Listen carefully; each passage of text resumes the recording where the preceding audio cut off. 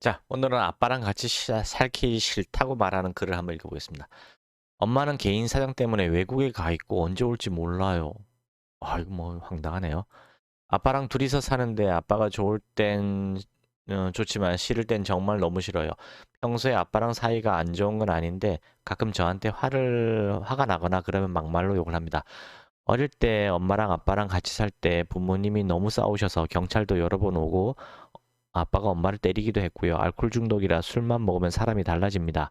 엄마가 외국에 가도 술주정은 저한테 똑같이 하고요. 저한테 화가 났을 때 하는 욕의 정도가 일반 부모님이 야단치실 때랑은 너무나 다른 강도로 욕을 하세요. 가끔 가다가 저를 죽인다는 말도 했고요. 아, 여기까지만 먼저 끊어서 얘기해 볼까요? 자, 지금 엄마가 외국에 가 있는데 개인 사정으로 언제 올지도 모른다. 이게 참 좋지 않은 상황인 것 같아요. 그리고 싸울 때 보통 부모가 하는 정도의 욕이 아니라 비난이 아니라 정말 끔찍한 욕을 합니다. 욕설과 폭언을 해요.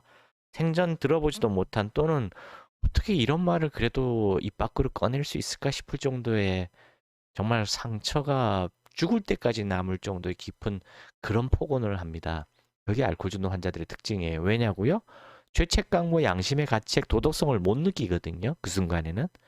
상대방이 얼마나 상처받을지 공감 능력도 없는 상태이기 때문에 그냥 할 수 있는 최대한의 폭언을 하는 겁니다. 자기가 알고 있는, 들어봐서 알고 있는 모든 폭언과 욕설을 다 하는 거예요.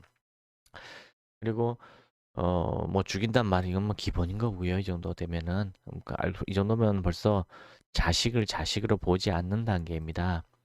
그러니까 지금 아빠는 내 아빠가 아니라는 걸 이 따님은 빨리 아셔야 돼요. 따님인지 아드님인지 잘 모르겠습니다만 내 아버지가 내 아버지가 아니다는 걸 알아야 돼요. 껍데기만 내 아버지일 뿐 영혼은 내 아버지가 아니다는 걸 아셔야 됩니다. 물론 술 마셨을 때 얘기하는 거예요. 언제나 아빠가 술을 마시고 절 때리는 신용을 하고 모진 말과 욕을 퍼본 적이 있었는데 그날에 아빠가 잘 때 서러워서 혼자 울면서 엄마한테 전화를 했어요. 전화를 해서 아빠가 너무 싫다고 엄마한테 울면서 하소연을 했는데 엄마가 아빠한테 말해보겠다 하길래 저는 알겠다고 하고 다음날이 되었습니다. 엄마가 아빠한테 말을 하면 아빠가 저한테 미안하다고 사과 한마디는 해줄 거라 생각했는데 사과는커녕 이런 것까지 엄마한테 이러냐고 술을 먹으면 그럴 수 있는 거지 그런 것도 이해 못하냐고 오히려 또 욕을 먹었습니다. 자, 뭐 떠오르는 거 없어요? 바로 개 사과 사진 즉각 찍은 거랑 똑같은 겁니다. 왜 이 사람들은 알코올 중독 환자들은 사과라는 걸 할 줄 모를까요? 아까도 말씀드렸습니다. 양심의 가책, 도덕성, 어떤 죄책감을 느끼는 뇌 자체가 아예 기능을 하지 않습니다.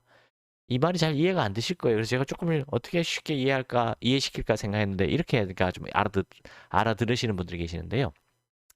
혹시 음치 아세요? 박치? 음치 박치.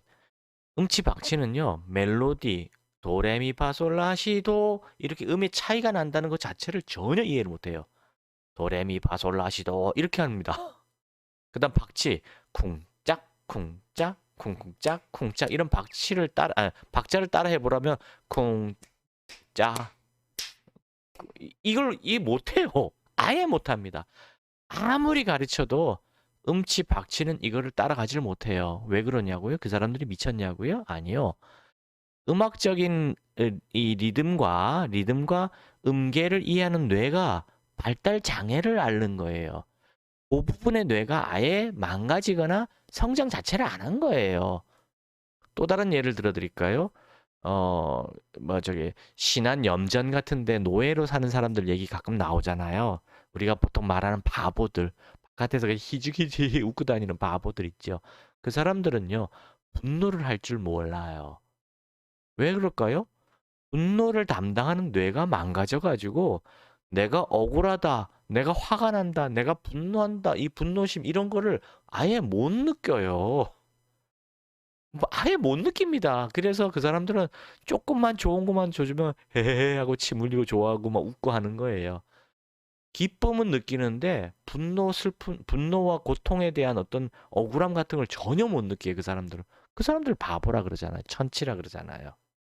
근데 거꾸로 좋은 감정, 행복함을 못 느끼고요. 나쁜 감정, 나쁜 생각만 느끼는 뇌가 있어요. 그게 누구냐고요? 바로 알코올 중독 환자예요. 그리고 사이코패스입니다. 사이코패스들은요, 항상 누군가가 나를 해코지할 거라는 그런 공포감에 살아요. 그리고 쟤가 나보다 더 뛰어나게 되면 내가 모멸감을 느끼고 내가 억울한 일을 당하게 될 것이다. 쟤들이 나를 비울 것이다. 이런 망상 속에 살아갑니다. 항상 불쾌한 감정, 망상, 피해 의식에 쩔어 살아요. 그게 사이코패스고 주로 대표적인 게 자기애서 인격장애, 그다음에 반사에서 인격장애자들이 그런 사람들이에요. 자기는 너무너무 억울한 피해자인 거예요. 그래서 자기는 상대방을 해치고 막 해도 자기는 당연하다고 생각하는 거예요. 내가 억울했기 때문에 쟤를 벌을 줬다라고 생각하는 겁니다. 알코올 중독 환자들도 마찬가지예요. 이제 아시겠습니까? 왜 이 알코올 중독 환자가 자녀들한테 사과를 하는데 사과는 안 하고 개사과 사진을 찍어주고 사과는커녕 네가 그것도 이해 못하냐고 오히려 더 욕을 한다잖아요. 왜냐고요? 도덕성이나 책임감, 미안함을 전혀 못 느끼고요. 자기가 억울하다는 생각만 완전히 쩔어 있는 거예요. 그러니까 사과를 할 리가 없죠. 자, 계속 읽어보겠습니다. 이런 거 말고도 정말 많습니다. 항상 이런 식으로 살기 너무 힘들고 진짜로 정신적으로 장애가 올 것 같아요. 아빠랑 떨어져서 지내고 싶은데 어떻게 하면 좋을까요? 예, 맞습니다. 실제로 자녀들한테 정신질환이 가게 됩니다. 알코올 중독 환자랑 살게 되면 함께 사는 모든 사람들이 다 정신적, 심리적으로 질병에 빠지게 돼요. 진짜 정신질환에 걸리게 됩니다. 그래서 그럼 어떻게 되냐고요? 가장 좋은 방법은 환자를 잘 설득해서 또는 압박을 해서 환자가 인정하고 치료받게끔 단주를 하게끔 유도하는 게 가장 좋지요. 그런데 과연 알코올 중독 환자가 피해 망상에 빠져 있는 사람이 술 때문에 내가 피해 망상에 빠졌다. 너희들은 아무 잘못이 없는데 내가 술 때문에 나의 뇌가 망가졌다고 인식하는 사람이 과연 있을까요? 100에 100에 한두 명 있습니다. 나머지는 인식을 아예 못해요. 그래서 치료를 안 받는 거예요. 또는 인식을 한다고 하더라도 자존심 상해서 그다음에 나를 정신병자처럼 정신병원에 가둘 거란 두려움에 빠져가지고 인정을 안 하는 거예요. 결국 똑같이 치료를 거부하는 거죠. 그리고 어떻게 하겠습니까? 혼자 의지만으로 해결을 하려고 그래요. 어떻게 해결해? 끊는 게 아니라 줄이려고 합니다. 줄이려고 하는 건 죽는다는 것과 같은 말이라고 제가 계속 말씀드리죠. 절주는 망상이에요. 한 잔 들어가면 바로 뇌가 뒤집어지는 알러지이기 때문입니다. 한 잔이면 끝난 거예요. 더 이상 얘기할 필요가 없는 겁니다, 이거. 그래서 이 따님이 할 수 있는 거는 치료를 권해보되 만약에 환자가 치료에 대해서 요리조리 빠져다니고 거부를 한다 그러면 빨리 탈출하셔야 돼요. 처음에는 경제적인 탈출을 해서 아예 물리적으로 벗어날 수 있다면 그건 최선의 선택이고요. 만약에 지금 어려서 아직 아버지 품에서 탈출이 불가능합니다. 그러면은 일단 정서적인 거리두기를 하셔야 돼요. 뭐냐면 대화 자체를 최소한으로 줄이시고 눈 마주침이라든가 같은 공간에 있는 걸 최대한 줄이셔야 돼요. 아주 사무적인 그냥 옆집 모르는 사람 대하듯이 아주 사무적인 대화는 간단하게 하시고 어떤 다른 이야기는 하면 안 돼요. 그게 정서적인 거리두기고요. 경제적인 거리두기는 아예 탈출을 하는 겁니다. 자기가 독립을 해야 되는 거예요. 지금 엄마처럼 엄마도 사실은 탈출하신 걸 것 같아요. 언제 올지도 모른다잖아요. 딸이 아니라 자녀가 지금 그런 상황에 처해 있는데도 안 돌아온다고요? 엄마도 탈출하신 걸 거예요. 엄마한테 돌아가시면 가장 좋고요. 만약에 엄마도 거부할 수 있어요. 엄마도 거부한다 그러면은 이 자녀분은 무조건 빨리 경제적인 독립을 빨리 하셔야 돼요. 그러려면은 몇 학년인지 모르겠습니다만은 학생이라면은 기숙사 장학금이 빵빵한 쪽으로 가셔야 돼요. 그리고 빨리 취직할 수 있는 쪽으로. 꿈 같은 건 나중에 꾸시고요. 무조건 경제적으로 자립해야 됩니다. 탈출하는 게 최우선이에요. 그다음 두 번째가 뭐냐면은 정서적인 독립을 해야 됩니다. 이젠 부모는 없다는 생각으로 하고 부모한테 의지할 생각은 아예 버리셔야 돼요. 그럼 어떻게 되느냐? 항상 불안과 외로움과 쓸쓸함이 나를 공격할 텐데 그거 어떻게 감당해요? 못합니다. 이런 경우에 이성 친구가 접근하면은 그냥 홀라당 빠져버려요. 절대로 이렇게 이성 가까이 하시면 안 되고요. 나이 좀 있으시고 인품 좋고 이런 분들을 멘토로 찾아서 멘토한테 모든 거를 다 배우셔야 돼요. 백종원 같은 분들 정말 좋아요. 쓴소리 막 해대시잖아요. 있는 그대로 다 쓴소리 하고 잘 도와줄 때는 막 도와주고 하시잖아요. 그런 분들을 찾으셔야 돼요.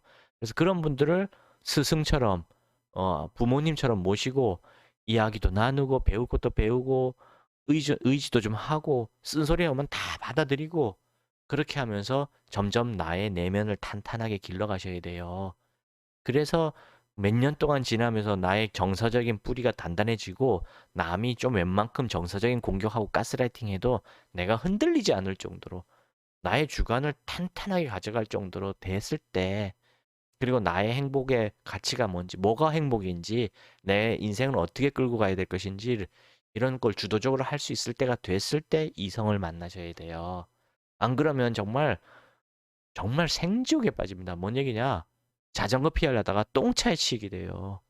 절대로 함부로 이성 만나시면 안 됩니다.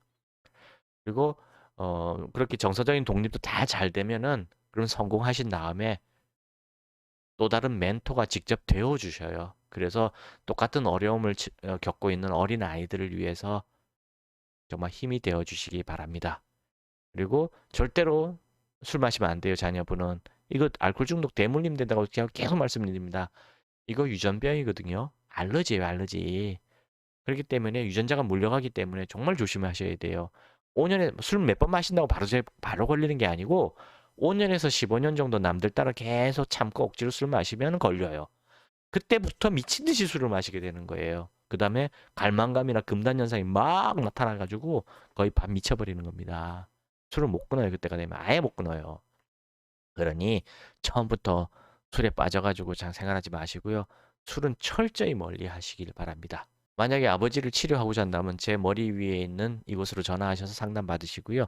저희 유튜브나 홈페이지, 블로그들을 잘 보신 다음에 과연 어느 말이 진실일까 생각해 보세요. 생각해 보면 뻔히 다 보이는 거거든요.